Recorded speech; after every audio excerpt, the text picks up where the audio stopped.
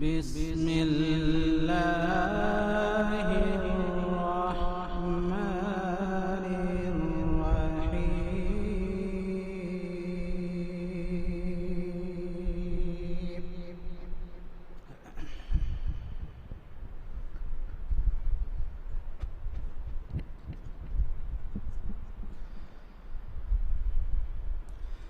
ولقد أرسلنا رسلا من قبلك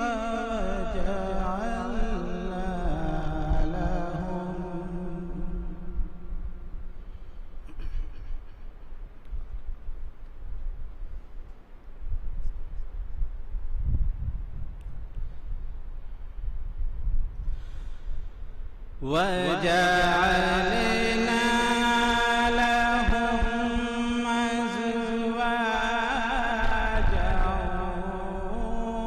وذرية.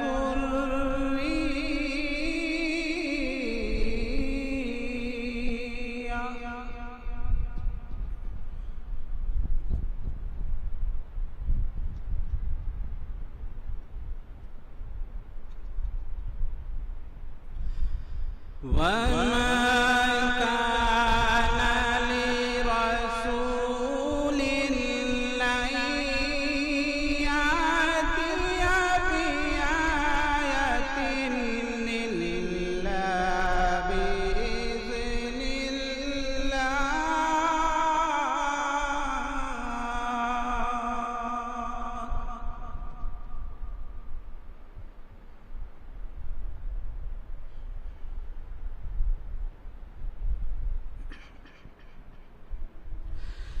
يمحو الله ما يشاء ويثبت وعنده أم الكتاب.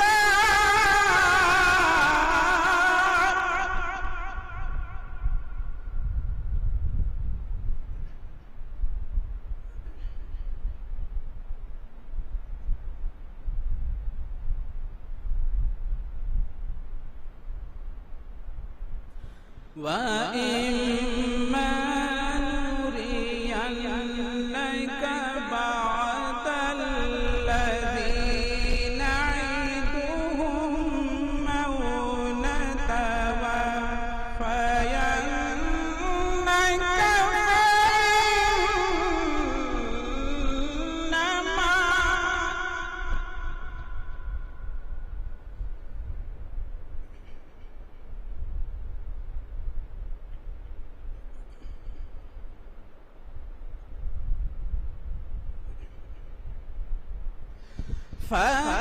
فإنما عليك البلاغ وعلينا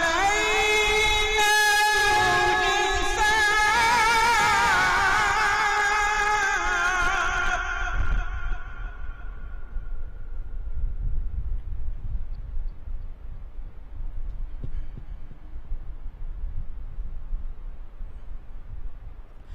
أولم يروا أنا نأتي الأرض ننقصها من أطرافها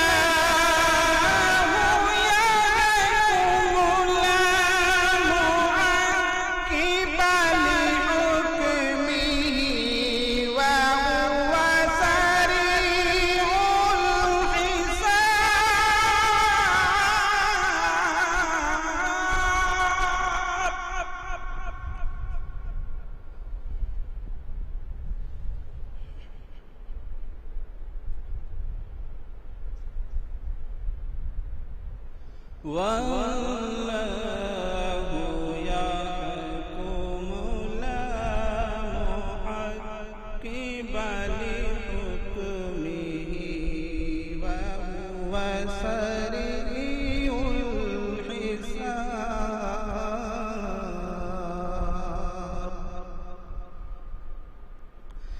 صدق الله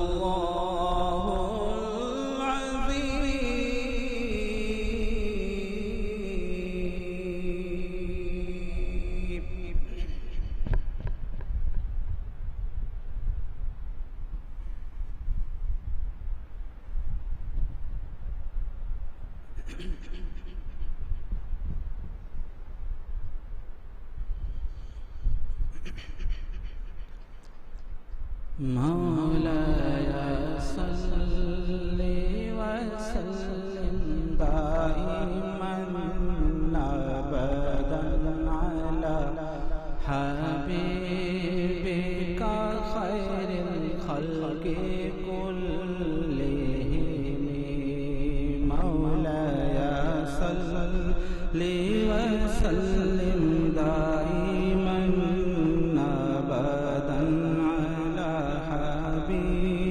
بك خير الخلق كلهم. مولاي صل وسلم دائما ابدا على حبيبك خير الخلق كلهم.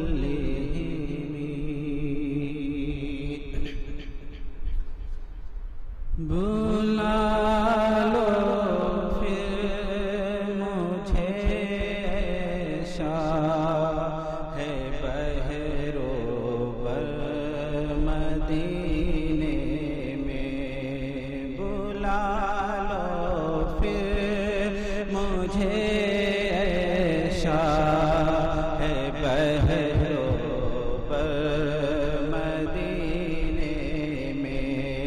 بلا لو پھر بلا لو پھر بلا لو پھر مدینے میں. بلا لو پھر مجھے شاہ بہروبر مدینے میں.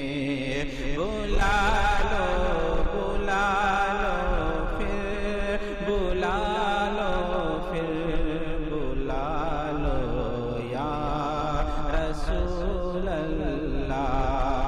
بلا لو پھر مجھے شاہ بہروبر مدینے میں. میں پھر روتا ہوا تیرے در پر مدینے میں. میں پھر روتا ہوا تیرے در پر مدینے میں.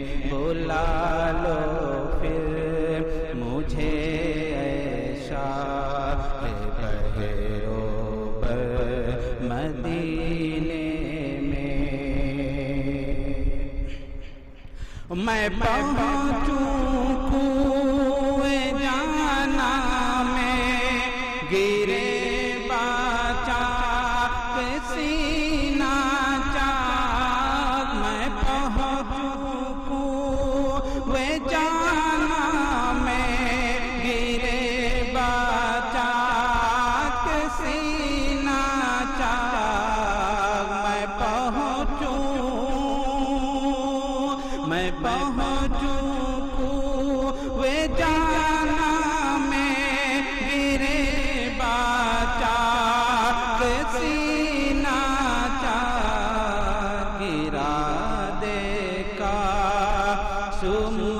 کو شوق تڑپا کر مدینے میں گرا دے کاش مجھ کو شوق تڑپا کر مدینے میں بلا لو پھر بلا لو پھر بلا لو یا رسول اللہ بلا لو پھر مجھے اے شاہ بحرو پر مدینے میں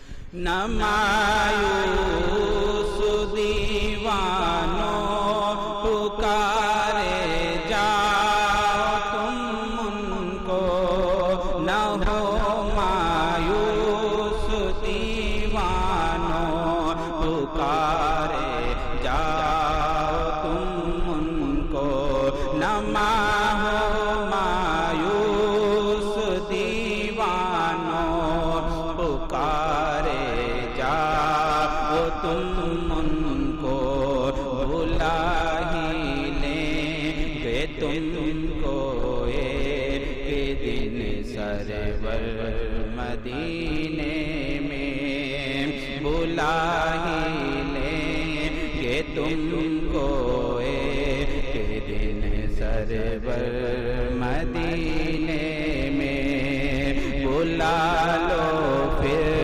مجھے اے شاہ بحرو پر مدینے میں اور سے سماعت فرما لیں مدینے جانے والو جاؤ جاؤ فی امان اللہ مدینے جانے والو جاؤ جاؤ فی امان اللہ مدینے جانے والو جاؤ جاؤ فی امان اللہ کبھی تو اپنا بھی لگ جائے گا بستر مدینے میں بلا لو پھر بلا لو پھر بلا لو یا رسول اللہ میں پھر روتا ہوا ہوں تیرے در پر مدینے میں اور ہی بہت خوبصورت سے سماعت فرما لیں نہ دولت دے نہ ثروت دے مجھے بس یہ سعادت دے نہ دولت دے نہ ثروت دے مجھے بس یہ سعادت دے نہ دولت دے نہ ثروت دے مجھے بس یہ سعادت دے تیرے قدموں میں مر جاؤں میں رو رو کر مدینے میں تیرے قدموں میں مر جاؤں میں رو رو کر مدینے میں مدینہ اس لیے عطار جانو دل سے پیارا ہے مدینہ اس لیے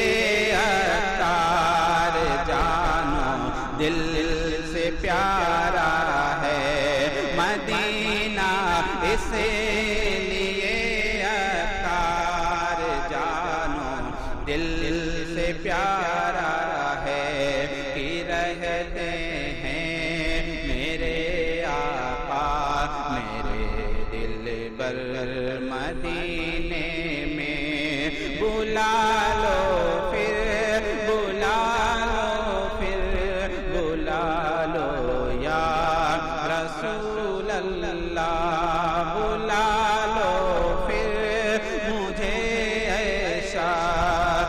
بحرو بر مدینے میں پھر روتا ہوا تیرے در پر مدینے میں.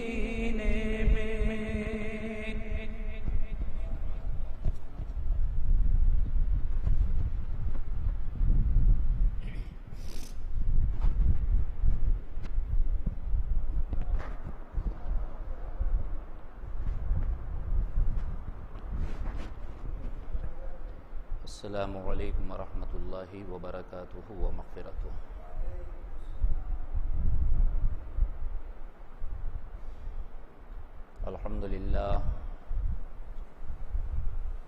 الحمد للہ نحمده ونستعینه ونستغفره ونؤمن به ونتوکل علیہ ونعوذ باللہ من شرور انفسنا ومن سیئات اعمالنا من يهده الله فلا مضل له ومن يضلله فلا هادي له ونشهد أن لا إله إلا الله وحده لا شريك له ونشهد أن وسيدنا ومولانا محمدا عبده ورسوله. أما بعد فأعوذ بالله من الشيطان الرجيم. بسم الله الرحمن الرحيم. وما محمد إلا رسول قد خلت من قبله الرسل أفإن مات أو قتل انقلبتم على أعقابكم ومن ينقلب على عقبيه فلن يضر الله شيئا وسيجزي الله الشاكرين. صدق الله مولانا العلي العظيم وصدق رسوله النبي الأمين المكين الكريم ونحن على ذلك لمن الشاهدين والشاكرين والحمد لله رب العالمين.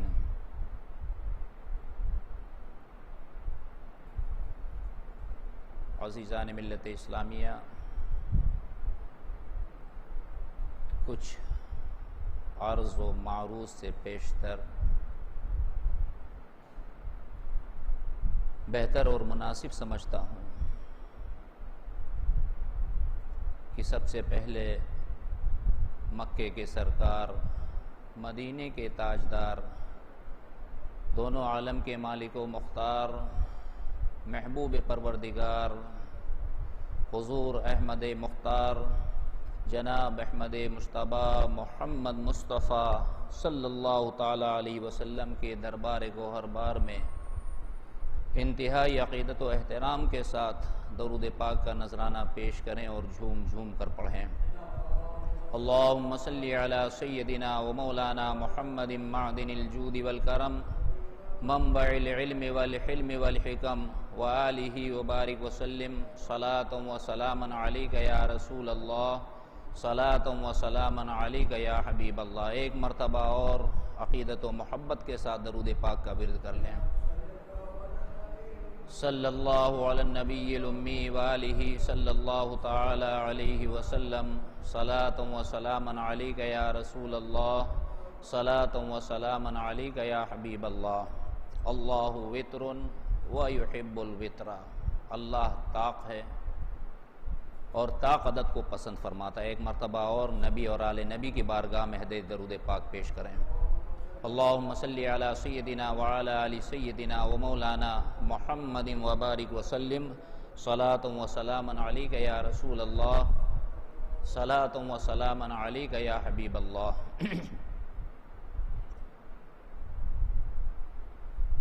نگاہ عشق و مستی میں وہی اول وہی آخر. نگاہ عشق و مستی میں وہی اول وہی آخر. وہی قرآن وہی فرقان وہی یاسین وہی طٰہٰ.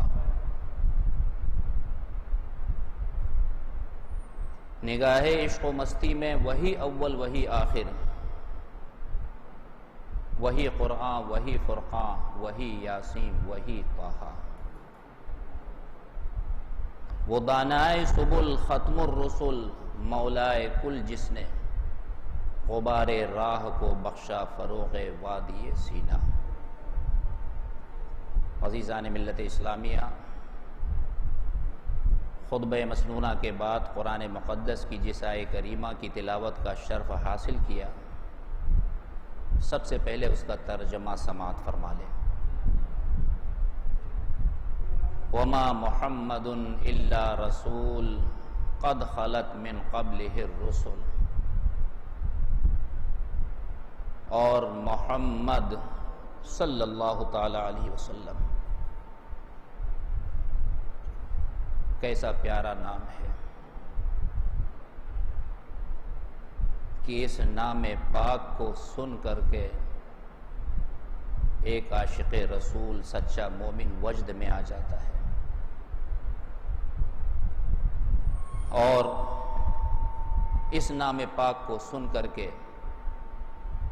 اس کا دماغ فرش سے عرش تک جا پہنچتا ہے۔ کسی نے کیا خوب کہا ہے، لب پہ آ جاتا ہے جب نام جناب،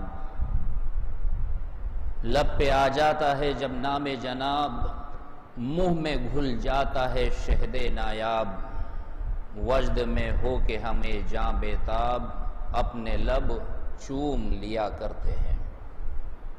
وما محمد الا رسول قد خلت من قبلہ الرسل۔ محمد صلی اللہ تعالی علیہ وسلم وہ تو ایک رسول ہے،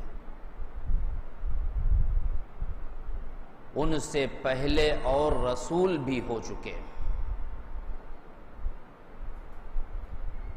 ہمارے آقا نبی رحمت صلی اللہ تعالی علیہ وسلم کا ذاتی نام، نام نامی، اسم گرامی محمد صلی اللہ تعالی علیہ وسلم ہے، اور یہ نام پاک قرآن مجید میں 4 جگہ آیا ہوا ہے۔ آپ کا ایک نام احمد بھی ہے اور محمود بھی ہے۔ آسمانوں پر آپ کا نام احمد، زمین پر آپ کا نام محمد صلی اللہ تعالی علیہ وسلم، اور زمین کے نیچے آپ کا نام محمود ہے۔ قرآن پاک میں صرف ایک جگہ آپ کا نام نامی اسم گرامی احمد صرف ایک جگہ آیا ہے، اور قرآن مجید میں محمد صلی اللہ تعالی علیہ وسلم، یہ اس نام نامی اسم گرامی کا ذکر پاک 4 جگہوں پر آیا ہوا ہے۔ اللہ تبارک و تعالی ارشاد فرماتا ہے، اور محمد صلی اللہ تعالی علیہ وسلم وہ تو رسول ہیں، ان سے پہلے بھی رسول ہو چکے، یعنی آپ سے قبل بھی رسول اس دنیا میں تشریف لائے، اور ان کی جو ذمہ داریاں تھیں، ان کے جو مقاصد تھے، ان مقاصد اور ذمہ داریوں کو پورا کرنے کے بعد اس دنیا سے وہ تشریف لے گئے۔ کم و بیش 1,24,000 یا 2,24,000 انبیاء و رسول اس دنیا میں جلوگر ہوئے، اور انہوں نے اپنی اپنی ذمہ داریاں پوری کی۔ جب ذمہ داریاں ان کی پوری ہو گئیں، انہوں نے اپنے مقاصد حاصل کر لیے، تو پھر وہ اس دنیا سے تشریف لے گئے۔ اور ہوتا یہ رہا کہ ایک وقت میں الگ الگ مقام پر کئی انبیاء کرام تشریف لائے۔ حضرت موسیٰ کے بھائی حضرت ہارون علیہ الصلاۃ والتسلیم بھائی تھے، ایک وقت میں نبی تھے۔ اس طرح سے الگ الگ مقامات پر ایک ہی وقت میں کئی نبی دنیا میں لوگوں کی ہدایت کے لیے تشریف لائے۔ سب سے پہلے تو نبی کا معنی سمجھ لیں، نبی کیا ہے؟ نبی نبا سے مشتق ہے، عربی زبان کا لفظ ہے، اور یہ نبا سے مشتق ہے۔ آپ قرآن پاک کے 30ویں پارے کی سب سے پہلی سورت کے پہلا جز آپ دیکھیے، قرآن پاک مترجم آپ اٹھا کر دیکھیے اور اس میں نبا کا معنی، نبع عظیم کا معنی کیا دیا ہے۔ آپ دیکھیں گے نبع عظیم کا معنی بڑی خبر، کسی بھی ترجمے والے قرآن پاک کو اٹھا کر دیکھیں، اس میں نبع عظیم کا معنی بڑی خبر دیا ہے۔ اسی نبا سے نبی مشتق ہے، صفت مشبہ کا صیغہ ہے۔ تو اب اس کے معنی یہ ہوئے، نبی کے معنی ہوئے خبر والا، جیسے رحیم رحم والا، کریم کرم والا، حسین حسن والا، اسی طرح سے نبی خبر والا یعنی خبر دینے والا۔ اب یہاں پر سوال یہ اٹھتا ہے، کیا جو بھی خبر دینے والا ہو کیا وہ شرعاً نبی ہے؟ ہرگز نہیں، کیونکہ خبریں تو اخبار بھی دیتے ہیں، نیوز چینل بھی خبریں نشر کرتے ہیں، ریڈیو بھی خبریں دیتے ہیں، سوشل میڈیا پر تو بے شمار جھوٹی سچی خبریں آتی رہتی ہیں، تو یہ بھی خبریں دینے والے ہیں، لیکن انہیں شرعاً نبی نہیں کہا جائے گا۔ دونوں میں فرق کیا ہے؟ فرق یہ ہے کہ اخبار بھی خبریں دیتے ہیں، ریڈیو بھی خبریں دیتی ہیں، ٹی وی چینل بھی خبریں نشر کرتے ہیں، مگر ان کی خبروں کے سچی اور جھوٹی ہونے کا دونوں احتمال ہے۔ ممکن ہے ان کی خبریں جھوٹی بھی ہوں اور جھوٹی ہوتی بھی ہیں، لیکن ایک نبی جو خبر دیتا ہے، نبوت کا حامل نبی جس بات کی خبر دیتا ہے، اس میں جھوٹ کا قطعی کوئی احتمال نہیں پایا جاتا ہے، ناممکن ہے کہ نبی کی خبر جھوٹی ہو۔ تو سب سے بڑا فرق تو یہ ہو گیا کہ ان کی خبریں جھوٹی ہو سکتی ہیں مگر نبی کی کوئی خبر جھوٹی نہیں ہو سکتی ہے۔ اور دوسرا سب سے بڑا فرق یہ ہے کہ اخبار، ٹی وی چینل، ریڈیو جو خبر دیتے ہیں وہ فرش پر رہ کر کے فرش کی خبر دیتے ہیں، مگر نبوت کا حامل نبی فرش پر رہ کر کے عرش کی خبریں دیا کرتا ہے۔ ان کی خبریں جھوٹی ہو سکتی ہیں مگر نبی کی خبر کبھی جھوٹی نہیں ہو سکتی ہے۔ اسی لیے نبی کا معنی ہوتا ہے خبر دینے والا، لیکن اعلیٰ حضرت عظیم البرکت مجدد میت حاضرہ حضور سیدنا امام محمد رضا فاضل بریلوی رضی اللہ تعالیٰ عنہ نے جہاں کبھی یا ایھا النبی آیا ہے تو آپ نے اس کا ترجمہ فرمایا ہے اے غیب کی خبریں دینے والے، تاکہ دنیا کی خبر دینے والوں اور نبی کی خبر دونوں میں امتیاز اور فرق واضح ہو جائے۔ جب غیب کی خبریں دینے والا کہا گیا تو اس سے مراد نبی ہوگا، اے غیب کی خبریں دینے والے۔ درود پاک پیش کر لیں، اللہم صلی علی سیدنا و مولانا محمد معدن الجود والکرم وآلہ وبارک وسلم، صلاۃ و سلام علیک یا رسول اللہ، صلاۃ و سلام علیک یا حبیب اللہ۔ ایک بڑا ایمان افروز واقعہ یاد آیا کہ ایک صحابی رسول حضور رحمت عالم صلی اللہ تعالیٰ علیہ وسلم کی خدمت مبارکہ میں حاضر ہوئے، غم میں ڈوبے ہوئے۔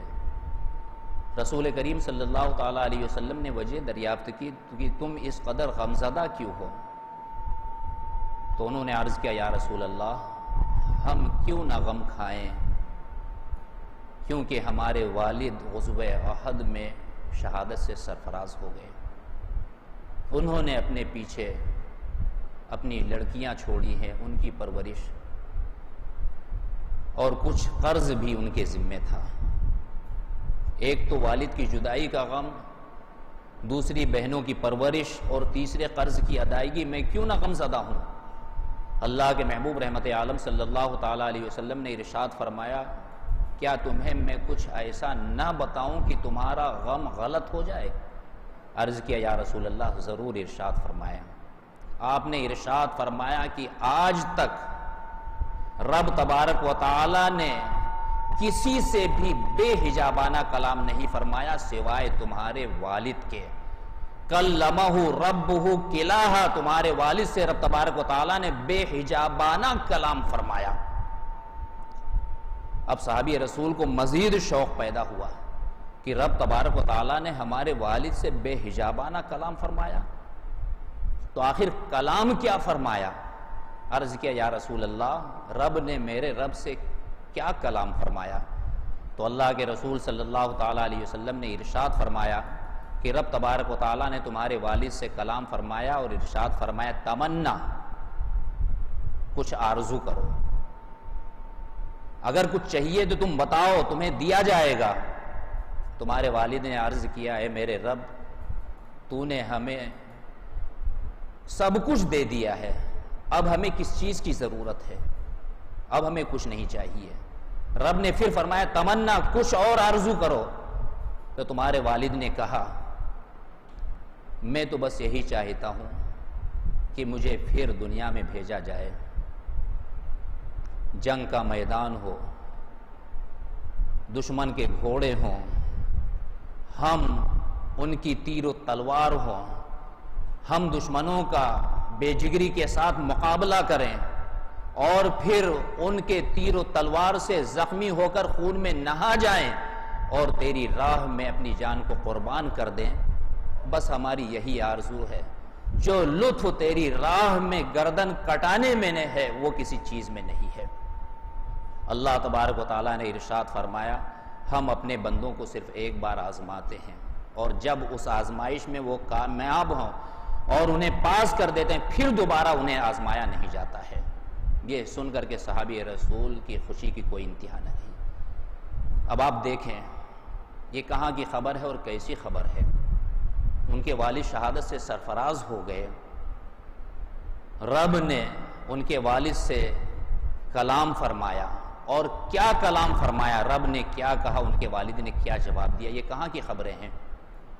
اللہ کے محبوب رحمت عالم صلی اللہ تعالیٰ علیہ وسلم فرش پر بیٹھ کر کے عرش کی خبریں دے رہے ہیں۔ اسی لیے نبی کو غیب داں کہا گیا ہے۔ جو کہتے ہیں نبی بے خبر ہیں وہ خود بے خبر ہیں۔ نبی نے قبر کے بارے میں بتایا کہ قبر میں جب بندہ جائے گا منکر نکیر اس سے سوال جواب کریں گے، جیسے سوال جواب ہوں گے اس کے حساب سے جزا اور سزا ہوگی، قیامت قائم ہوگی، حوض کوثر ہوگا، لواء الحمد ہمارے ہاتھ میں ہوگا، حساب کتاب ہوگا، پل صراط پر سے گزرنا ہوگا، پھر اس کے بعد جزا سزا، جنت دوزخ، یہ ساری باتیں کیا ہیں؟ یہ اس زمین کی باتیں ہیں۔ اور جو مومن ہیں، نبی نے جو کچھ فرمایا بن دیکھے نبی کے کہنے پر مومنوں نے آمنا اور صدقنا کہا، اس کی تصدیق کی۔ ایک مرتبہ اللہ کے محبوب رحمت عالم صلی اللہ تعالیٰ علیہ وسلم نے ایک اعرابی سے گھوڑا خریدا۔ جب بات مکمل ہو گئی تو اعرابی پھر گیا کہ ہم نے آپ سے گھوڑا نہیں بیچا۔ اللہ کے محبوب رحمت عالم صلی اللہ علیہ وسلم نے فرمایا تو کیسے اس بات سے مکر سکتا ہے؟ ابھی ابھی تو نے ہم سے اپنا گھوڑا فروخت کیا، بے و شراء ہوا، اور اب تو کہہ رہا ہے کہ ہم نے نہیں خریدا۔ تو اس نے کہا اچھا ٹھیک ہے، اگر آپ نے مجھ سے خریدا ہے تو اس پر کوئی گواہی پیش کیجیے۔ اور اتفاق کی بات یہ کہ اس خرید و فروخت کے وقت وہاں پر ان کے سوا کوئی موجود نہیں تھا۔ اس نے کہا آپ کی شریعت کا مسئلہ ہے کہ اگر کسی بات میں کوئی اختلاف ہو جائے یا کوئی کسی بات سے مکر جائے تو اس پر 2 گواہ پیش کرو۔ اتنے میں حضرت خزیمہ رضی اللہ تعالی عنہ وہاں پر پہنچے، اور جب ان کی گفتگو سنی تو بے ساختہ بول اٹھے کہ میں گواہی دیتا ہوں کہ اللہ کے رسول رحمت عالم صلی اللہ تعالی علیہ وسلم نے تجھ سے گھوڑا خریدا ہے۔ اللہ کے رسول رحمت عالم صلی اللہ علیہ وسلم حضرت خزیمہ کی طرف متوجہ ہوئے اور فرمایا خزیمہ تم تو اس وقت تھے نہیں، تم کیسے گواہی دے سکتے ہو؟ حضرت خزیمہ نے عرض کیا یا رسول اللہ، آپ نے ہمیں توحید کی دعوت دی، فرمایا کہ اللہ ایک ہے وحدہ لا شریک ہے، ہم نے گواہی دی اشہد واللہ الہ الا اللہ، اللہ کے سوا میں گواہی دیتا ہوں اللہ کے سوا کوئی معبود نہیں، ہم نے اللہ کو دیکھا نہیں۔ آپ کے کہنے سے ہم اس پر ایمان لائے اور ہم نے اللہ کے ہونے کی گواہی دی کہ وہی ہمارا معبود ہے، ہم اس بات کی گواہی دیتے ہیں۔ آپ نے قبر کے سوال کے بارے میں فرمایا، قیامت کے بارے میں فرمایا، پل صراط کے بارے میں فرمایا، جنت و دوزخ کے بارے میں فرمایا، ہر ایک کے بارے میں بن دیکھے آپ کے کہنے کے سبب ہم نے گواہی دی کہ آمنا صدقنا، ہم ایمان لائے اور ہم نے اس کی تصدیق کی اور ہم اس بات کی گواہی دیتے ہیں۔ تو کیا جن کا تعلق ہمارے روح سے ہے، ہمارے ایمان سے ہے، اس کے مقابلے میں اس کا گھوڑا بیچنا کس قدر معمولی، اس کے بارے میں ہم گواہی نہیں دے سکتے ہیں؟ اللہ کے محبوب رحمت عالم صلی اللہ تعالیٰ علیہ وسلم حضرت خزیمہ کی اس گواہی سے اس قدر راضی اور خوش ہوئے کہ آپ نے فرمایا، خزیمہ آج کے بعد تمہاری اکیلے کی گواہی 2 گواہوں کے برابر مانی جائے گی، جبکہ قرآن کا فرمان ہے ذوی عدل منکم واشہدوا ذوی عدل منکم، کسی بات کے لیے تم 2 گواہ سامنے کھڑے کرو اور وہ گواہی کو قائم کریں۔ قرآن کا حکم ہے، لیکن اللہ کے محبوب کو رب تبارک و تعالیٰ نے یہ اختیار عطا فرمایا ہے کہ جس کے لیے چاہے قرآن سے ہٹ کر کے اس کے لیے کوئی چیز مقرر فرما دیں۔ تو یہ غیب کی نبی کے معنی ہوتے ہیں غیب کی خبر دینے والا۔ وما محمد الا رسول قد خلت من قبلہ الرسل، اور محمد صلی اللہ تعالیٰ علیہ وسلم تو اللہ کے رسول ہے اور ان سے پہلے بھی رسول ہو چکے، یعنی آپ سے قبل بہت سے انبیاء اور رسول اس دنیا میں تشریف لائے، کم و بیش 1,24,000 یا 2,24,000 انبیاء کرام دنیا میں تشریف لائے۔ نبی کا کام کیا ہوتا ہے؟ نبی بندوں کی طرف خدا کی جانب سے مامور و مرسل ہوتا ہے۔ نبوت ایک عظیم اعزاز ہے، اور نبوت وہ منصب ہے جو دنیا کا کوئی انسان محنت سے، مشقت سے، عبادت سے، ریاضت سے، تقوی اور پرہیزگاری سے اس منصب کو حاصل نہیں کر سکتا ہے، بلکہ رب تبارک و تعالی جس پر اپنا کرم فرمائے، اپنے بندوں میں سے جسے چاہے نبوت کے لیے منتخب فرما دے اور اسے اپنا نبی اور رسول بنا دے۔ اور نبی کا مقام و مرتبہ بہت ہی بلند و بالا ہوتا ہے۔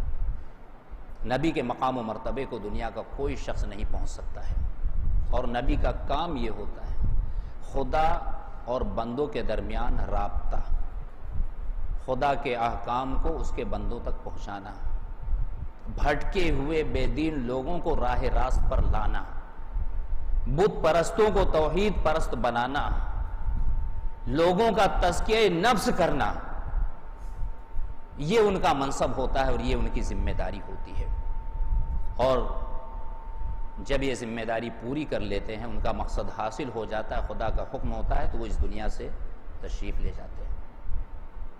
ہمارے نبی آخر الزماں صلی اللہ تعالیٰ علیہ وسلم، اللہ کا کروڑ احسان کہ اس نے ہمیں اپنے پیارے محبوب رحمت عالم صلی اللہ تعالیٰ علیہ وسلم کی امت میں پیدا فرمایا، ہمیں اپنے فضل و کرم سے اپنا محبوب ہمیں عطا فرمایا۔ اگر وہ محبوب نہ ہوتا تو ہمیں رمضان، قرآن، ایمان، غرضے کی کچھ ہمیں نہ ملتا، بلکہ اگر وہ محبوب نہ ہوتے تو کائنات کا کوئی ذرہ ہمارے سے وجود میں نہ آتا۔ ہمارے نبی سب سے آخر میں تشریف لائے اور خاتم النبیین بن کر کے تشریف لائے۔ ہمارے نبی کے بعد اب کوئی نبی نہیں ہوگا، قیامت تک سارے کے سارے لوگ نبی آخر الزماں صلی اللہ تعالیٰ علیہ وسلم کے امتی ہیں، اور آپ کی شریعت کے قیامت تک آنے والے سب کے سب ہمارے نبی کی شریعت کے مکلف ہو گئے۔ نبی آخر الزماں صلی اللہ تعالیٰ علیہ وسلم اب خاتم النبیین بن کر آئے، آپ کے بعد اب کوئی نبی نہیں آئے گا۔ آپ نے سلسلے نبوت کو ختم فرما دیا۔ سب سے پہلے حضرت آدم علی نبینا علیہ الصلوۃ والتسلیم، اور سب سے آخر میں ہمارے آقا رحمت عالم صلی اللہ تعالیٰ علیہ وسلم۔ لیکن ہمارے نبی آئے سب سے آخر میں لیکن ہیں سب سے پہلے۔ جب حضرت جابر رضی اللہ تعالیٰ عنہ نے عرض کیا یا رسول اللہ یہ کائنات بہت وسیع و عریض ہے اور اس میں بے شمار مخلوقات ہیں خدا کی، اللہ تبارک و تعالیٰ نے اس کائنات میں سب سے پہلے کس کو پیدا فرمایا؟ تو اللہ کے نبی رحمت عالم صلی اللہ تعالیٰ علیہ وسلم نے ارشاد فرمایا ان اللہ تعالی خلق قبل کل الاشیاء نور نبی کا من نوری، یعنی اللہ تعالیٰ نے سب سے پہلے تمہارے نبی کے نور کو اپنے نور سے پیدا فرمایا۔ اور ایک روایت میں تو یہاں تک آیا حدیث قدسی اللہ تبارک و تعالیٰ ارشاد فرماتا ہے لولاک لما اظہرت الربوبیہ، اے محبوب اگر آپ نہ ہوتے تو میں اپنی ربوبیت کو بھی ظاہر نہ فرماتا۔ تو ہمارے نبی سب سے اول بھی ہے اور سب سے آخر بھی ہے۔ سب سے اول اس کا مظاہرہ آپ دیکھیں کہ مسجد اقصی میں معراج کی شب ہوتا ہے۔ جب معراج کی شب مسجد اقصی میں نبی پاک رحمت عالم صلی اللہ تعالیٰ علیہ وسلم جلوہ گر ہوتے ہیں تو مصلی امامت پر نبی آخر الزماں صلی اللہ تعالیٰ علیہ وسلم ہوتے ہیں اور باقی تمام انبیاء کرام آپ کی اقتداء میں سب بستہ آپ کے پیچھے کھڑے ہوتے ہیں۔ اسی لیے علامہ اقبال نے فرمایا نگاہ عشق و مستی میں وہی اول وہی آخر وہی قرآن وہی فرقان وہی یاسی وہی طٰہٰ، وہ دانائے سبل ختم الرسل مولائے کل جس نے غبار راہ کو بخشا فروغ وادی سینہ۔ درود پاک پیش کر لیں اللہم صلی علی سیدنا و مولانا محمد معدن الجود والکرم والہ وبارک وسلم صلاۃ و سلاما علیک یا رسول اللہ صلاۃ و سلاما علیک یا حبیب اللہ۔ ایک نبی کا ایک رسول کا اس دنیا میں آنے کا مقصد لوگوں کو توحید پرست بنانا، خدا کے احکام کو اس کے بندوں تک پہنچانا اور ان احکام کا نفاذ یعنی اس پر عمل کروانا، بندوں کا تزکیہ نفس کرانا، بھٹکے ہوئے گمراہ لوگوں کو راہ راست پر لانا۔ ہمارے نبی آخر الزماں صلی اللہ تعالیٰ علیہ وسلم جب اس منصب جلیلہ پر نبوت کا سب سے پہلے آپ نے نبوت کا اعلان فرمایا، نبی تو اس وقت بھی تھے جب حضرت آدم علیہ نبینا علیہ الصلاۃ والتسلیم آب و گل کے درمیان منزلیں طے کر رہے تھے۔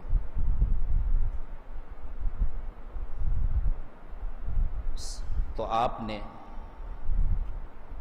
توحید کی دعوت کے لیے، رشد و ہدایت کے لیے، لوگوں کو راہ راست پر لانے کے لیے بڑی مشقتیں اٹھائیں، بڑی کوششیں کی، اور جس قدر آپ لوگوں کی رشد و ہدایت اور تبلیغ کے لیے کوشش کرتے تھے اس سے کہیں زیادہ کفار و مشرکین آپ کے خلاف برسر پیکار تھے۔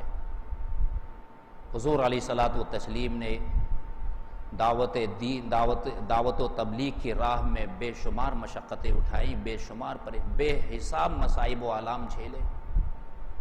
کبھی آپ کی سجدے کی حالت میں آپ کے گردن میں چادر ڈال کر کے گلا گھونٹا گیا، کبھی سجدے کی حالت میں جانور کی وجھڑی آپ کی پشت انور پر رکھ دی گئی، کبھی راہ چلتے آپ کی راہوں میں کانٹے بچھائے گئے، کہیں پر آپ دعوت و تبلیغ کے لیے گئے تو آپ پر پتھر برسائے گئے، یہاں تک کہ آپ لہو لہان ہو گئے۔ غزوہ احد و بدر میں رسول کائنات صلی اللہ تعالیٰ علیہ وسلم نے کفار سے معرکہ فرمایا، یہاں تک کہ جب آپ کی دعوت و تبلیغ کا اثر کفار دیکھنے لگے کہ لوگ دن بدن آئے دن آپ کی تبلیغ کا لوگوں پر اثر ہو رہا ہے اور لوگ اسلام قبول کرتے جا رہے ہیں، کیونکہ جب قرآن پاک نازل ہوا، قرآن پاک کی تلاوت میں وہ تاثیر تھی کہ جس کسی کے سامنے قرآن پاک کی تلاوت کی جاتی وہ اس قدر متاثر ہوتا کہ وہ اسلام کو قبول کر لیتا۔ کفار و مشرکین نے حضور علیہ الصلوۃ والتسلیم کو جادوگر کہنا شروع کیا، کہ جو انہیں دیکھ لیتا ہے وہ مسحور ہو جاتا ہے اور ان کے دین کو قبول کر لیتا ہے۔ تو آپ کو جادوگر بھی کہا گیا، ساحر بھی کہا گیا، یہاں تک کہ آپ کو پاگل اور دیوانہ تک کہا گیا۔ ولید ابن مغیرہ نے ایک مرتبہ بکا کہ محمد تو صلی اللہ تعالی علیہ وسلم معاذ اللہ پاگل اور دیوانے ہیں۔ یہ سن کر حضور رحمت عالم صلی اللہ تعالی علیہ وسلم کو دل کو بڑا صدمہ گزرا، آپ کو بڑا قلق ہوا، بڑا رنج پہنچا۔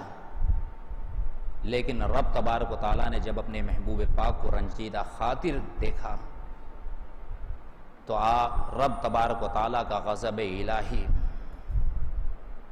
جلال میں آ گیا، اور سورہ قلم شریف کی ابتدائی آیت رب تبارک و تعالیٰ نے نازل فرمائی، ما انت بنعمت ربک بمجنون وَإِنَّ لَكَ لَأَجْرًا غَيْرَ مَمْنُونٍ وَإِنَّكَ لَعَلَىٰ خُلُقٍ عَظِيمٍ۔ یعنی اے محبوب، وہ بکتا ہے اسے بکنے دو، تم اس گستاخ کی بالکل نہ سنو۔ اس نے آپ کو مجنون اور پاگل کہا ہے، لیکن میں کہتا ہوں ما انت بنعمت ربک بمجنون، آپ اپنے رب کے فضل سے مجنون اور دیوانے نہیں ہیں۔ وَإِنَّ لَكَ لَأَجْرًا غَيْرَ مَمْنُونٍ، آپ کے لیے تو ہمارے یہاں بے انتہا اجر و ثواب ہے۔ وَإِنَّكَ لَعَلَىٰ خُلُقٍ عَظِيمٍ، اور بے شک آپ تو عظیم اخلاق والے ہیں۔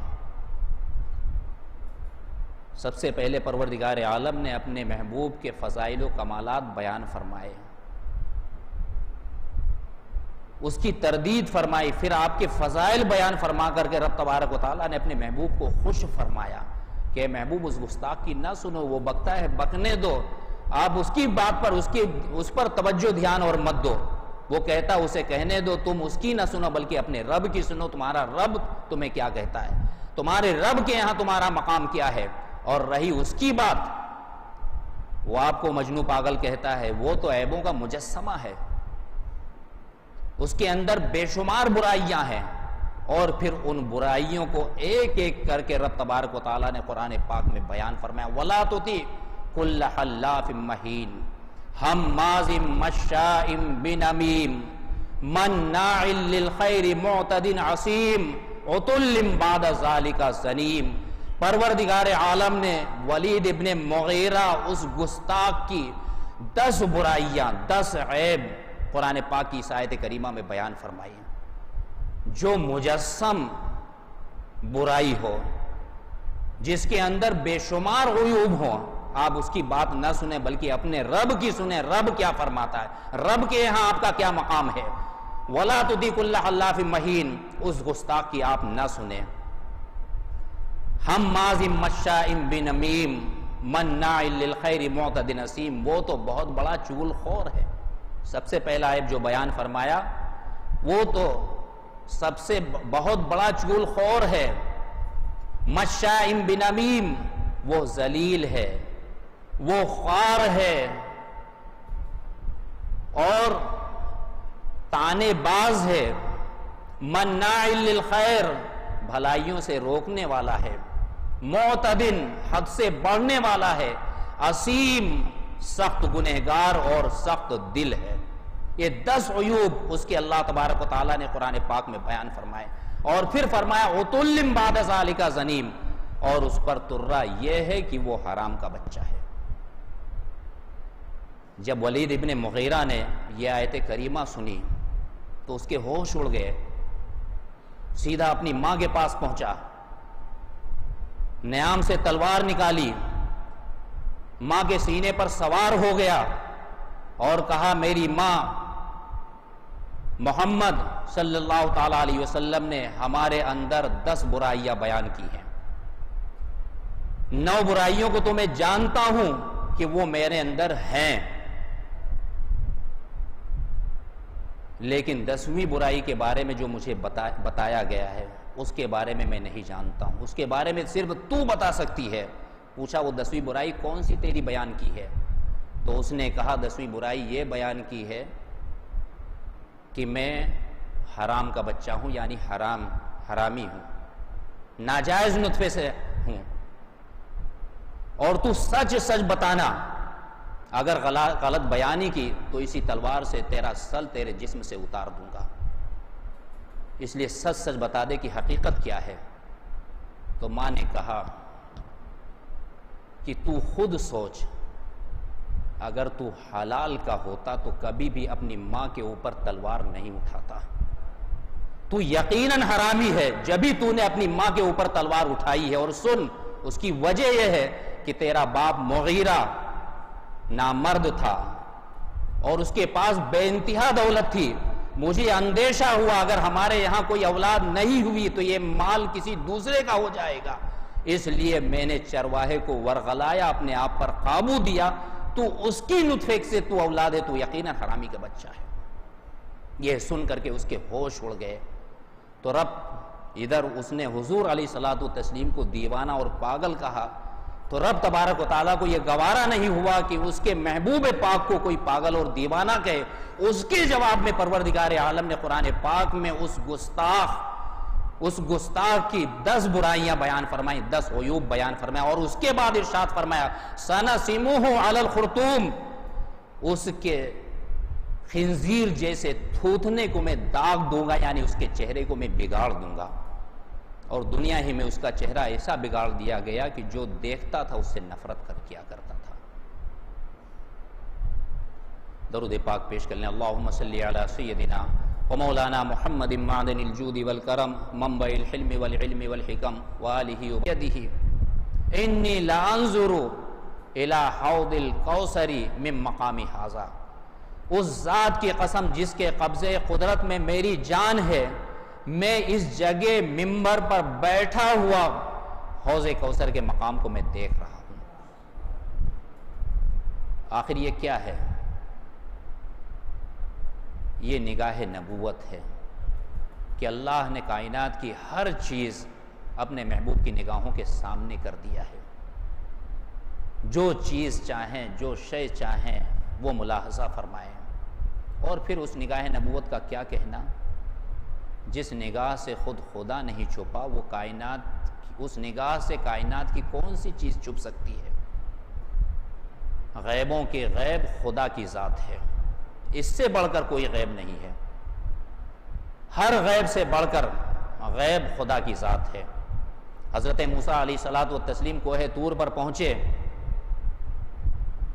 اور انہوں نے دیدار الہی کی درخواست کی، اے رب میں تجھے دیکھنا چاہتا ہوں، جواب آیا لن ترانی، تم مجھے نہیں دیکھ سکتے ہو۔ لیکن محبوب پاک رحمت عالم صلی اللہ علیہ وسلم شب معراج اپنے بستر پر استراحت فرما رہے ہیں، حضرت جبریل امین کو حکم ہوتا ہے ان اللہ اشتاق الی لقائک، اللہ تبارک و تعالیٰ آپ کی ملاقات کا مشتاق ہے، خود پروردگار عالم اپنے محبوب کو اپنے پاس بلا کر اپنا دیدار عطا فرماتا ہے۔ تو اس نگاہ سے کیا ہے جو چھپ سکے؟ تو اللہ کے محبوب رحمت عالم صلی اللہ علیہ وسلم فرماتے ہیں اس ذات کی قسم جس کے قبضے قدرت میں میری جان ہے، میں منبر پر اس جگہ بیٹھے بیٹھے حوض کوثر کو میں دیکھ رہا ہوں۔ پھر آپ نے اس کے بعد ارشاد فرمایا کہ خدا کا ایک بندہ ہے جس پر دنیا اور آخرت کی زینت و زیبائش پیش کی گئی، لیکن اس بندے نے آخرت کو پسند کیا۔ تمام صحابہ کرام تھے، جب آپ نے یہ ارشاد فرمایا، یہ سن کر حضرت سیدنا صدیق اکبر رضی اللہ تعالیٰ عنہ رونے لگے اور عرض کیا فداک ابی و امی، میں اپنے ماں باپ کے ساتھ آپ پر قربان ہو جاؤں یا رسول اللہ صلی اللہ تعالیٰ علیہ وسلم۔ لوگوں کو بڑا تعجب ہوا کہ اللہ کے محبوب تو ایک بندے کا حال بیان کر رہے ہیں کہ اسے دنیا اور آخرت کے درمیان اختیار دیا گیا، جو چاہے وہ پسند کرے۔ آخر اس بوڑھے کو کیا ہو گیا ہے کہ وہ رونے لگا اور کہتا فداک ابی و امی، میرے ماں باپ آپ پر قربان ہو۔ تو حضور کے اس ارشاد کو کوئی نہیں سمجھ سکا سوائے رازدار نبوت کے، یار غار سیدنا صدیق اکبر رضی اللہ تعالیٰ عنہ جان گئے کہ وہ بندہ کوئی اور نہیں، وہ خود حضور رحمت عالم صلی اللہ تعالیٰ علیہ وسلم ہے۔ اسی لیے کہا گیا اصدق الصادقین سید المتقین رازدار نبوت پہ لاکھوں سلام۔ ایک مرتبہ درود پاک پیش کر لیں۔ اللہم صلی علی سیدنا و مولانا محمد معدن الجود والکرم منبع الحلم والعلم والحکم وآلہ وبارک وسلم صلاۃ و سلام علیک یا رسول اللہ صلاۃ و سلام علیک یا حبیب اللہ۔ الغرض آپ کے سفر آخرت جب قریب آیا اور سفر کے آخری ایام تھے، بعض لوگ علماء نے کہا 22 سفر اور بعض لوگوں نے کہا سفر کے مہینے میں صرف 2 دن باقی تھے۔ سفر مہینے کے آخری ایام تھے جب آپ کی بیماری کی ابتدا ہوئی، آپ علیل ہوئے اور بیماری کی ابتدا سر درد سے شروع ہوئی اور یہ بیماری بڑھتی ہی گئی جب تک حضور رحمت عالم صلی اللہ تعالیٰ علیہ وسلم کے جسم مقدس میں طاقت تھی۔ اللہ کے محبوب رحمت عالم صلی اللہ تعالیٰ علیہ وسلم مسجد نبوی میں تشریف لاتے رہے اور مقدس صحابہ کی امامت فرماتے رہے، لیکن جب مرض نے مزید شدت اختیار کر لی، آنے کی طاقت نہ رہی، تو اللہ کے محبوب رحمت عالم صلی اللہ تعالیٰ علیہ وسلم نے فرمایا مروا ابا بکر فلیصلی بالناس، یعنی ابو بکر کو حکم دو کہ وہ لوگوں کو نماز پڑھائیں۔ حضرت سیدتنا عائشہ صدیقہ رضی اللہ تعالیٰ عنہ نے عرض کیا یا رسول اللہ میرے والد ماجد ابو بکر دل کے بہت نرم ہیں، آپ کے مصلی پر کھڑے ہو کر لوگوں کی امامت وہ نہیں کر سکیں گے۔ جب حضرت عائشہ نے یہ عذر پیش کیا تو رسول کریم نے پھر دوبارہ ارشاد فرمایا مروا ابا بکر فلیصلی بالناس، ابو بکر کو حکم دو، میں حکم دیتا ہوں کہ وہ لوگوں کو نمازیں پڑھائیں۔ حضرت عائشہ صدیقہ نے پھر لجاجت کے ساتھ وہی عذر پیش کیا۔ اب کی بار رسول کریم صلی اللہ تعالیٰ علیہ وسلم نے تیسری بار بتاکید حکم فرمایا کہ میں کہتا ہوں ابو بکر کو حکم دو کہ وہ لوگوں کو نماز پڑھائیں۔ جب حضرت ابو بکر صدیق رضی اللہ تعالیٰ عنہ کو رسول پاک کا یہ حکم ملا تو حضرت سیدنا صدیق اکبر رضی اللہ تعالیٰ عنہ نے مصلی امامت پر کھڑے ہو کر لوگوں کی امامت فرمائی، اور حضور رحمت عالم صلی اللہ تعالیٰ علیہ وسلم کی حیات ظاہری میں مقدس صحابہ کی 17 نمازوں میں حضرت ابوبکر صدیق رضی اللہ تعالیٰ عنہ نے امامت فرمائی۔ علماء کرام فرماتے ہیں کہ یہ اس بات کی دلیل ہے کہ حضرت سیدنا صدیق اکبر رضی اللہ تعالیٰ عنہ مطلقاً تمام صحابہ میں سب سے افضل ہے اور حضور نبی کریم صلی اللہ تعالیٰ علیہ وسلم کی خلافت اور امامت کے سب سے زیادہ مستحق ہے۔ اور وہی ہوا کہ نبی کریم صلی اللہ تعالیٰ علیہ وسلم کی وصال فرمانے کے بعد سب سے پہلے خلیفہ حضرت سیدنا صدیق اکبر بنے۔ اس طرح سے آپ کا مرض شدت اختیار کرتا گیا، یہاں تک کہ ایک وقت آیا کہ آپ پر غشی طاری ہوتی، پھر افاقہ ہوتا، غشی طاری ہوتی، پھر افاقہ ہوتا۔ مشکاۃ شریف کی حدیث مبارکہ ہے، حضرت سیدنا ابو سعید خدری رضی اللہ تعالیٰ عنہ روایت کرتے ہیں کہ جب آپ کا مرض شدت اختیار کر گیا، سفر آخرت آپ کا قریب آیا، تو حضرت جبریل امین آپ کی خدمت میں حاضر ہوئے، اس حال میں کہ اس وقت حضور رحمت عالم صلی اللہ تعالیٰ علیہ وسلم اپنا سر مبارک حضرت عائشہ صدیقہ رضی اللہ تعالیٰ عنہ کے ران پر رکھے ہوئے تھے۔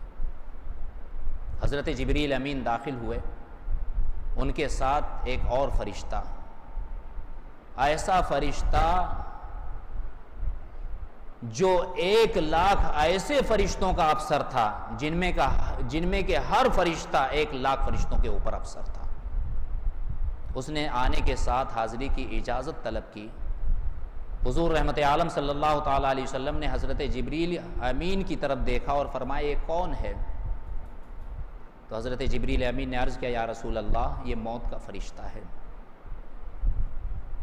حاضری کی اجازت چاہتا ہے، اور اس سے قبل نہ تو کبھی اس نے کسی سے اجازت طلب کی اور نہ آئندہ کسی سے اجازت طلب کرے گا، یہ حاضری کی اجازت چاہتا ہے۔ اللہ کے رسول صلی اللہ تعالیٰ علیہ وسلم نے ارشاد فرمایا اسے بلا لو۔ چنانچہ وہ حاضر آیا، سلام عرض کیا اور اس کے بعد عرض کیا یا رسول اللہ مجھے میرے رب نے آپ کی خدمت میں بھیجا ہے اور ہمیں حکم دیا ہے کہ اگر آپ اجازت دیں تو میں آپ کی روح قبض کروں اور آپ منع فرمائیں تو میں یوں ہی بغیر روح قبض کیے ہوئے واپس چلا جاؤں۔ اللہ کے رسول رحمت عالم صلی اللہ علیہ وسلم نے ارشاد فرمایا کیا تو میری مرضی کے مطابق عمل کرے گا؟ اس نے کہا ہاں ہمیں اسی بات کا حکم دیا گیا ہے کہ جو آپ حکم فرمائیں آپ کے حکم کے مطابق عمل کروں، اگر آپ اجازت دیں گے روح قبض کروں گا، اور اگر آپ منع فرمائیں گے تو یوں ہی میں واپس چلا جاؤں گا۔ اللہ کے رسول رحمت عالم صلی اللہ تعالیٰ علیہ وسلم حضرت جبریل امین کی طرف متوجہ ہوئے۔ حضرت جبریل امین نے عرض کیا یا رسول اللہ ان اللہ قد اشتاق الی لقائک، اللہ تبارک و تعالیٰ آپ کی ملاقات کا مشتاق ہے۔ جب حضرت جبریل امین نے یہ کہا تو اللہ کے رسول صلی اللہ تعالیٰ علیہ وسلم موت کے فرشتے کی طرف متوجہ ہوئے اور آپ نے ارشاد فرمایا جو تمہیں حکم دیا گیا ہے تم کر گزرو۔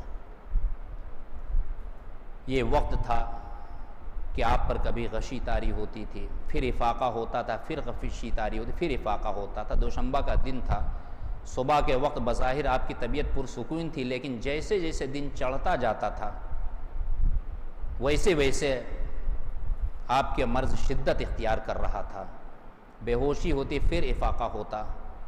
آپ کے قریب پانی کا ایک پیالہ رکھا ہوا تھا، آپ پر بے ہوشی طاری ہوئی، اور جب آپ ہوش میں آئے تو چھت کی طرف آپ دیکھنے لگے، اور آپ نے اپنا دست اقدس پانی کے پیالے میں ڈالتے اور اپنے منہ پر مل لیتے، اپنے چہرے پر پھیل لیتے، اور یہ فرماتے لا الہ الا اللہ موت کی سختی، لا الہ الا اللہ موت کی سختی۔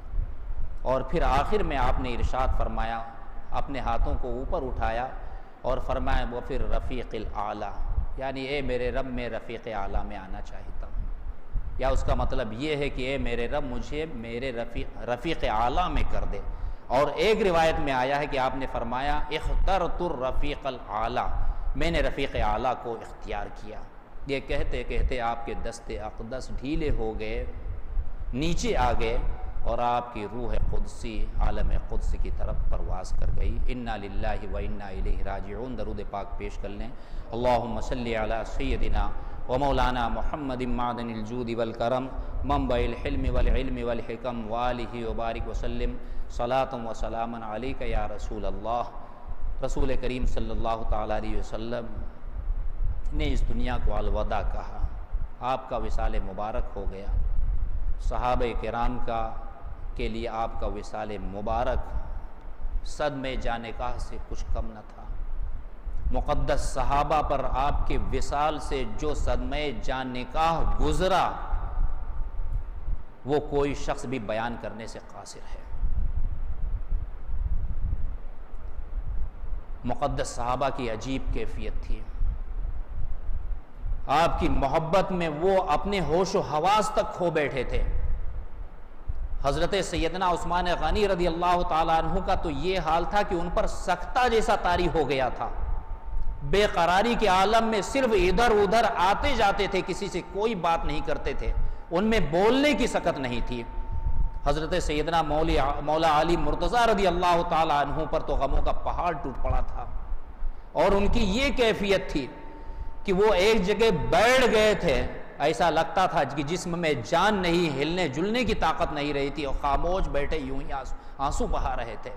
حضرت سیدنا عمر فاروق اعظم رضی اللہ تعالیٰ عنہ حضور علیہ الصلوۃ والسلام کی جدائی کو سن کر کے اس قدر بے قرار ہوئے کہ وہ مدینہ کی گلی کوچوں اور بازاروں میں گھومتے تھے، اور پکار کر کہتے تھے اگر کسی نے یہ کہا کہ محمد صلی اللہ تعالیٰ علیہ وسلم نے وفات پائی ہے تو اسی تلوار سے اس کی گردن کو میں الگ کر دوں گا۔ اس طرح سے حضرت عمر فاروق اعظم اپنے ہوش و حواس کے، تمام صحابہ کی یہی کیفیت تھی، ان پر غموں کا پہاڑ ٹوٹ پڑا تھا، رنج و علم میں ڈوبے ہوئے تھے، ہر کوئی آنسو بہا رہا تھا، ہر کوئی رو رہا تھا۔ اس وقت حضرت سیدنا صدیق اکبر رضی اللہ تعالیٰ عنہ اپنے گھر پہ تھے، جب حضور رحمت عالم صلی اللہ تعالیٰ علیہ وسلم کی وفات کی خبر آپ کو پہنچی تو آپ روتے ہوئے واہ محمدہ کا نعرہ لگاتے ہوئے گھر سے سیدھے مسجد نبی تشریف لائے۔ مسجد نبی میں دیکھا کہ صحابہ کرام حیران و پریشان ہیں، ان کی عجیب کیفیت ہے۔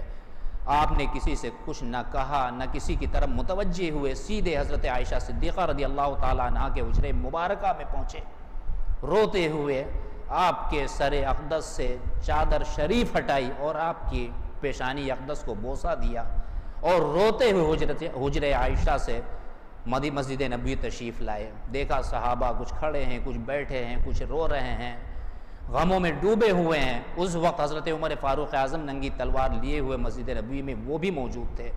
حضرت سیدنا صدیق اکبر نے عمر فاروق اعظم کو مخاطب کر کے فرمایا اے عمر بیٹھ جاؤ. حضرت عمر نے حضرت صدیق اکبر کی بات کا انکار کیا اور کہا میں نہیں بیٹھوں گا.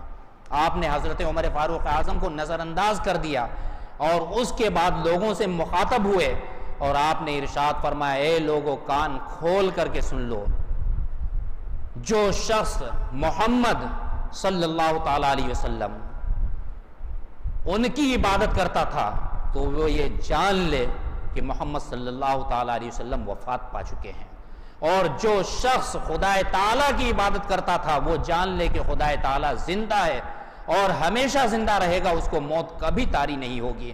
اور یہ فرمانے کے بعد پھر قرآن پاک کی یہی آیہ مبارکہ جو خطبہ مسنونہ کے بعد ہم نے پڑھی وما محمد الا رسول قد خلت من قبلہ الرسل افئن مات او قتل انقلبتم علی اعقابکم ومن ينقلب علی عقبیہ فلن یضر اللہ شیئا وسیجزی اللہ الشاکرین. یہ آیت کریمہ آپ نے تلاوت کی. اس کا ترجمہ اور محمد صلی اللہ تعالی علیہ وسلم وہ تو اللہ کے رسول ہے. قد خلت من قبلہ الرسل، ان سے پہلے بھی بہت سے رسول ہو چکے، یعنی آئے اور دنیا سے تشریف لے گئے. افئن ماتا او قتل انقلبتم، تو کیا اگر نبی اور رسول انتقال فرما جائیں یا انہیں شہید کر دیا جائے گا، شہید کر دیا جائے تو تم پھر جاؤ گے. ومن ينقلب علی عقبیہ، اور جو دین سے پھر جائے گا تو اللہ کو کوئی ضرر اور نقصان نہیں دے گا. وَسَيَجْزِي اللَّهُ الشَّاكِرِينَ، اور ان قریب اللہ تبارک تعالیٰ شکر کرنے والوں کو بہترین صلہ عطا فرمائے گا.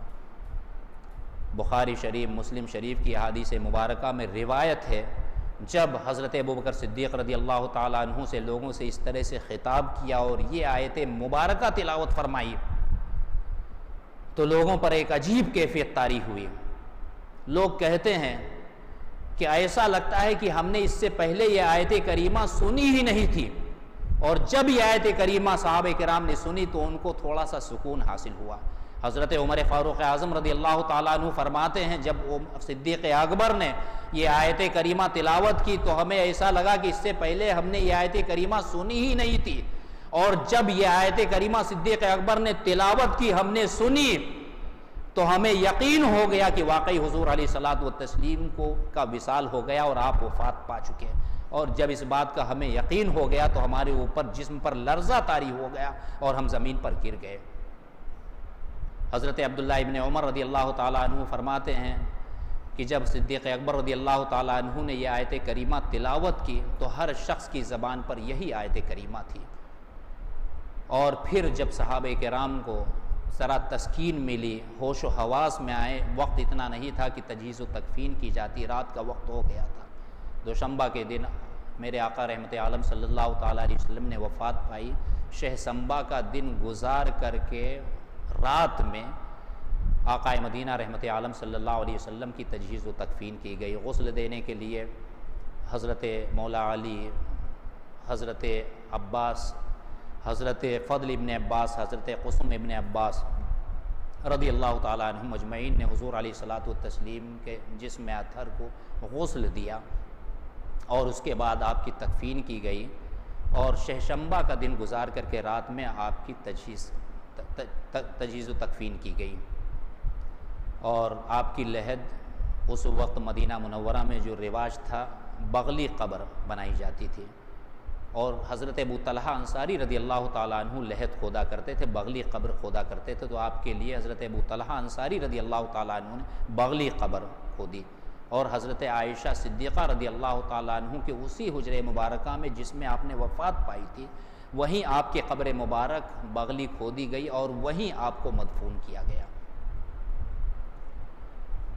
چنانچہ آپ کے جسد اطہر کو قبر میں اتارنے کے لیے بھی یہی نفوس خصوصیات تھے. حضرت مولا علی، حضرت عباس رضی اللہ تعالیٰ عنہ، حضرت فضل ابن عباس، حضرت قسم ابن عباس رضی اللہ تعالیٰ عنہ، آپ کو داہنی کروٹ لٹایا گیا، قبلہ کی جانب آپ کا رخ انور کیا گیا، اور جو سب سے آخر میں نکلے وہ حضرت قسم ابن عباس رضی اللہ تعالیٰ عنہ ہیں۔ حضرت قسم ابن عباس رضی اللہ تعالیٰ عنہ فرماتے ہیں جب میں سب سے آخر میں نکلنے لگا اور سب سے آخر میں نبی پاک صلی اللہ علیہ وسلم کی چہرے انور کی زیارت کی تو آپ کے لبھائے مبارک جنبش کر رہے تھے، اور جب میں نے اپنے کانوں کو قریب کیا تو آپ کے لبھائے مبارک پر یہ صدا تھی، رب حبلی امتی رب حبلی امتی رب حبلی امتی۔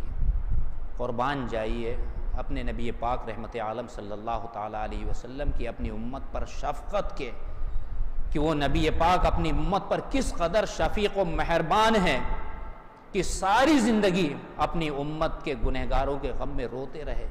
حضرت عائشہ صدیقہ رضی اللہ تعالیٰ عنہ فرماتی ہے کہ امت کے گنہگاروں کے غم میں پوری زندگی کوئی ایک پوری رات رحمت عالم صلی اللہ تعالیٰ علیہ وسلم آرام سے بستر پر نہیں سوئے، اور کبھی تو پوری رات جاگ کر امت کے گنہگاروں کے لیے روتے، ان کی مغفرت کے دعائیں کرتے اور رب کی طرف سے بخشش کا انتظار فرماتے رہتے، اور اپنے امت پر اس قدر شفقت اور مہربانی کہ اپنی امت کے لیے ساری رات روتے تھے۔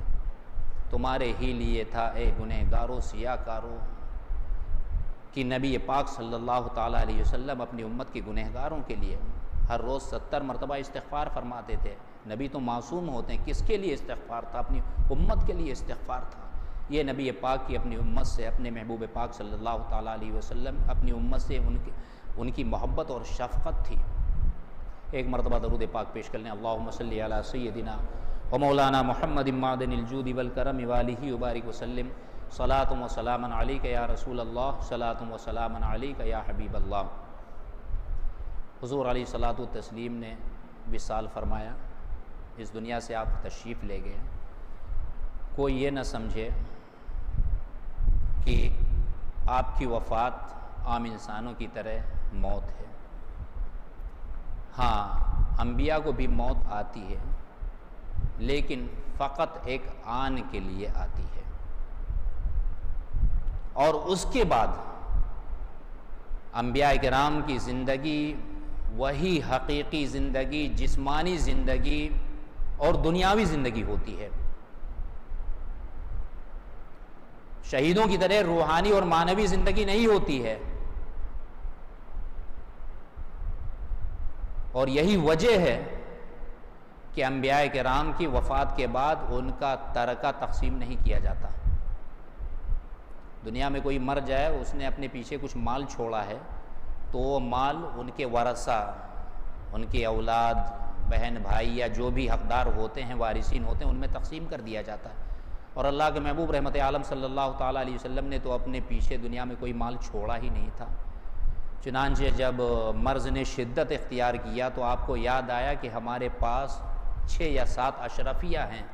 اللہ کے محبوب رحمت عالم صلی اللہ علیہ وسلم نے حضرت عائشہ صدیقہ رضی اللہ تعالیٰ عنہ کو حکم دیا کہ یہ اشرفیاں راہ خدا میں خیرات کر دی جائیں، مگر مشغولیت کی وجہ سے حضرت عائشہ صدیقہ رضی اللہ تعالیٰ عنہ انہیں خیرات نہ کر سکیں، تو حضور رحمت عالم صلی اللہ علیہ وسلم نے خود اپنے ہاتھوں سے ان اشرفیوں کو خیرات کیا، اور پھر ارشاد فرمایا، اللہ کا نبی خدائے وحدہ لا شریک سے اس حال میں ملے کہ اس کی ملکیت میں کچھ مال ہو، یہ مقام نبوت کے منافی ہے۔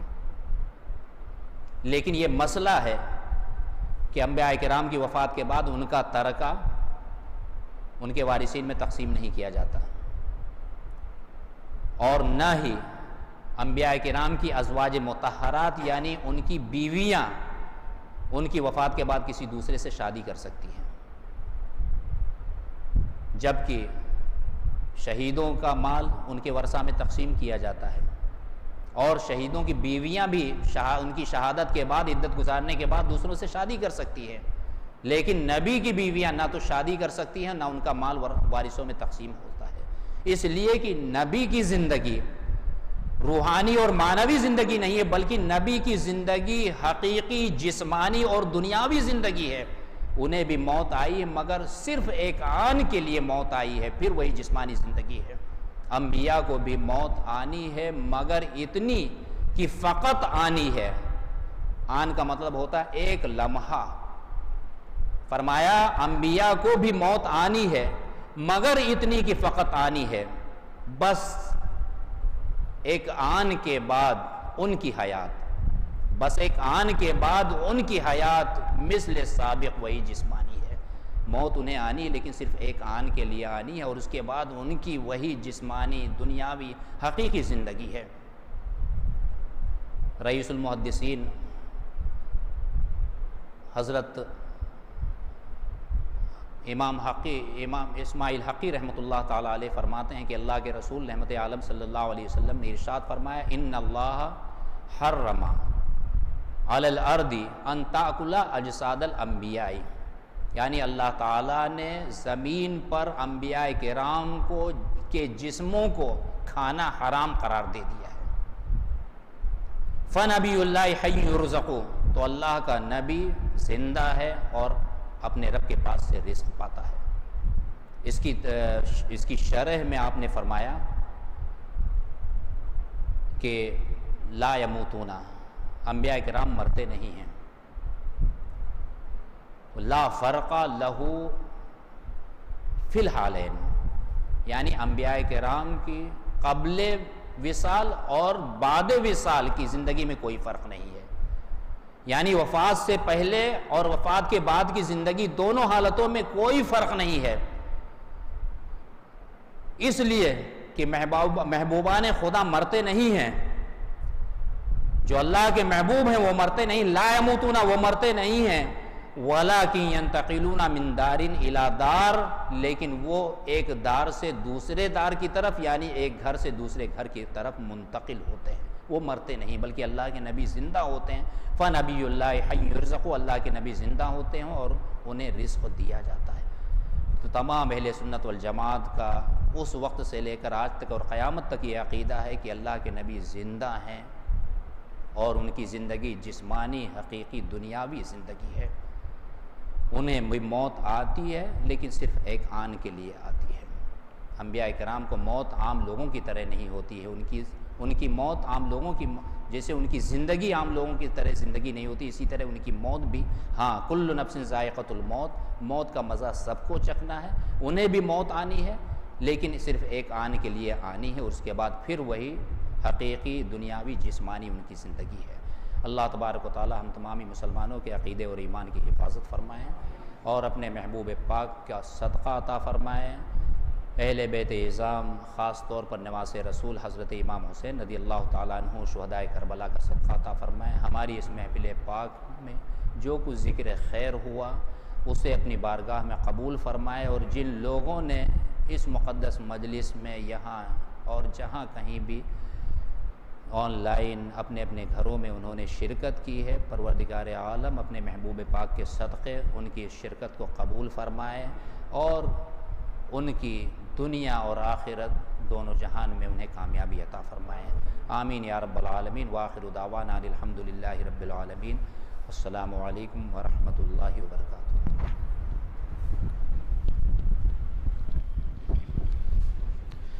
شہنشاہ اعلیٰ سلام علیکم، دو عالم کے مولا سلام علیکم. شہنشاہ اعلیٰ سلام علیکم، دو عالم کے مولا سلام علیکم. تجلی مکہ سلام علیکم، تجلی مکہ سلام علیکم. بہار مدینہ سلام علیکم، بہار مدینہ سلام علیکم. شہنشاہ اعلیٰ سلام علیکم. ہر ایک گل کی ٹہنی سے آواز آئی، ہر ایک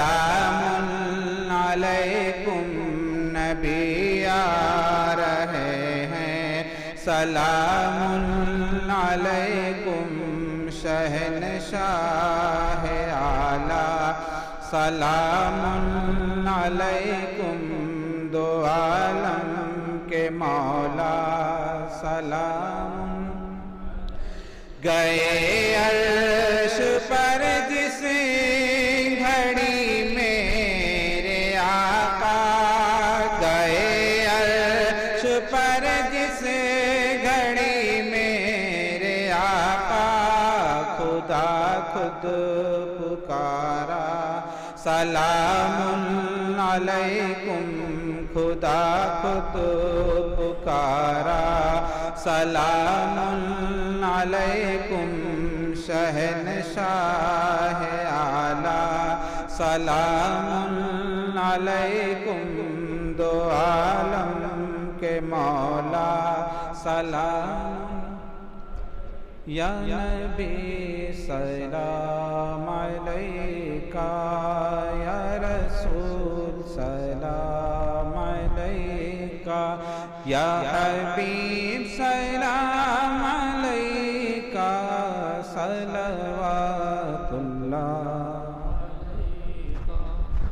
الصلاة والسلام علیکہ یا رسول اللہ، الصلاة والسلام علیکہ یا حبیب اللہ، الصلاة والسلام علیکہ یا نبی اللہ، وعلی آلک وصحابک یا شفیعنا یوم الجزاء۔ الفاتحة النبی الکریم صلی اللہ علیہ وسلم۔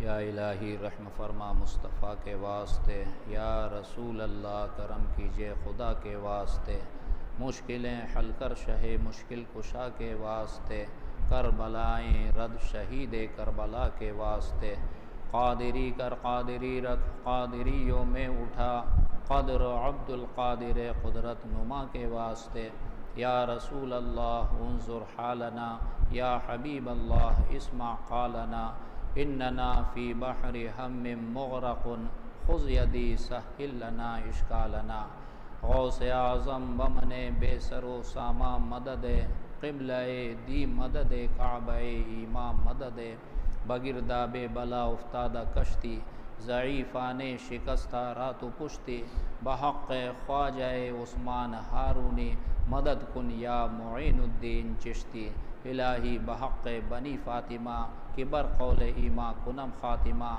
اگر دعوتم رد کنی ور قبول، منو دست و دامان آل رسول، اللہم ربنا تقبل منا انکا انت السمیع العلیم، وتب علینا انکا انت التواب الرحیم، قال اللہ تبارک و تعالی فی شان حبیبہ الکریم، اعوذ باللہ من الشیطان الرجیم، بسم اللہ الرحمن الرحیم، ان اللہ وملائکتہ یصلون علی النبی یا ایہا الذین آمنوا صلوا علیہ وسلموا تسلیما، اللہم صلی علی سیدنا و مولانا محمد معدن الجود والکرم وآلہ وبارک وسلم، صلاة و سلاما علیک یا رسول اللہ، صلاة و سلاما علیک یا حبیب اللہ، جب دم واپسی ہو یا اللہ، لب پہ ہو لا الہ الا اللہ محمد الرسول اللہ